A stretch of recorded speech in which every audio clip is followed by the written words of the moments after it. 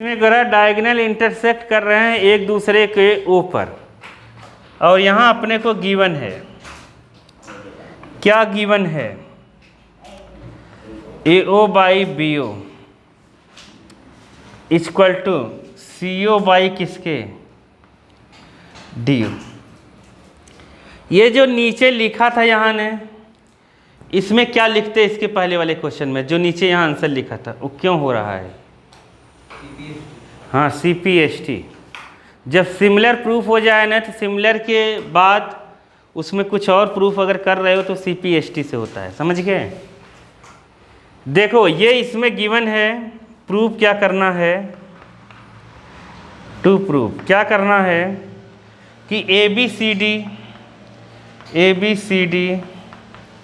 Is a trapezium. क्या है?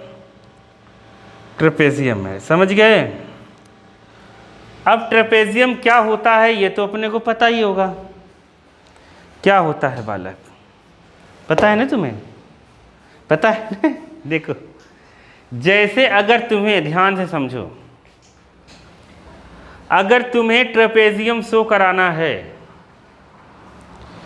तुम्हें केवल बस इतना शो करा देना है कि कोई भी अपोजिट साइड्स पैरेलल शो करा देना क्वाड्रिलेटरल का। क्या ये रेक्टेंगल एक ट्रेपेजियम है? है। ट्रेपेजियम रेक्टेंगल नहीं हो सकता, लेकिन रेक्टेंगल की प्रॉपर्टी मैच करती है किससे?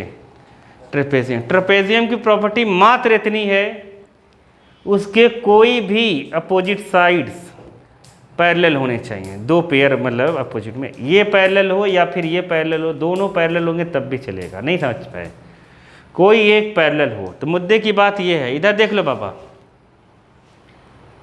अपने को इसमें मान लो ABCD ट्रेपेजियम शो कराना है, तो हमने जिस हिसाब से ट्रेपेजियम बनाया है उस हिसाब से तो ये इसके पैरेलल हो नहीं सकती। तो मतलब अपने को जो प्रूव करना है वो क्या करना है?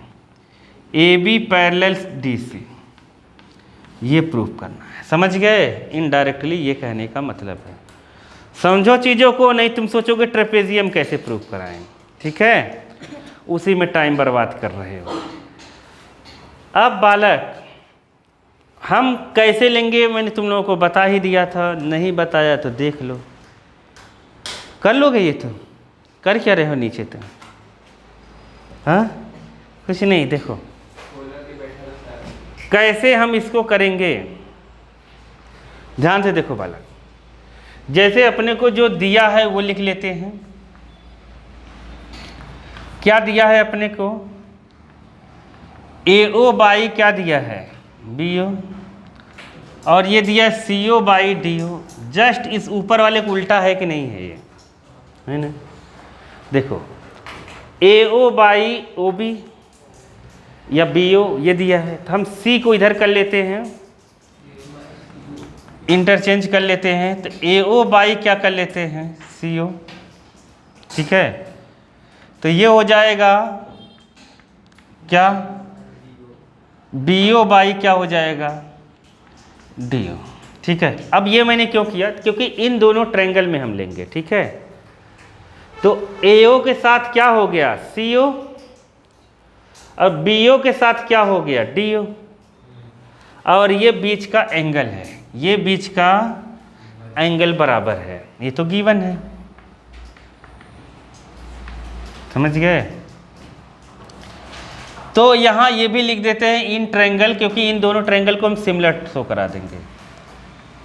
AOB and triangle COD। Angle DOC या COD बराबर होगा एंगल AOB के। क्यों? हाँ, vertically opposite angle, vertically opposite angle से बराबर हो गए। तो इसका मतलब ये हुआ सिमिलरिटी की कितनी क्राइटेरिया थी? कितनी थी? 3। बताओ तीनों, ये पूछेंगे। साइड एंगल साइड से ये क्या हो गया, similar. Therefore triangle AOB similar हो गया ट्रायंगल किसके, COD के। ठीक है, देखो इससे भी तुम्हें पता चल जाएगा A के साथ C ही आना चाहिए, A के साथ C आना चाहिए, उल्टा सीधा नहीं लिख सकते नाम इसका। देयरफॉर करके हम लोग लिखेंगे क्या, आप ध्यान से सोचो। इसमें 3 चीज़ों से ये सिमिलर हुआ तो जो 3 बचे वो CPCT से हो जाएंगे, समझ गए, CPST। अब देखो तो CPST में हम क्या लगाएंगे, एंगल A किसके बराबर हो जाएगा, एंगल, तो एंगल A तो लिखना नहीं है अपने को, ऐसे लिखना क्योंकि इस ट्रायंगल और इस ट्रायंगल में, हाँ OAB एंगल OAB इक्वल हो जाएगा किसके, एंगल OCD। समझ गए क्यों इक्वल हुआ, क्या रीजन लिखोगे, अल्टरनेट नहीं लिखोगे, क्या लिखोगे, बाई CPST। समझ गए कि नहीं, क्या लिखोगे, बाई CPST। याद रखना, जैसे ही ये एंगल इक्वल हो गए अब लिख देंगे, क्योंकि एक ही एंगल सफिशियंट है लाइन को पैरेलल शो कराने के लिए।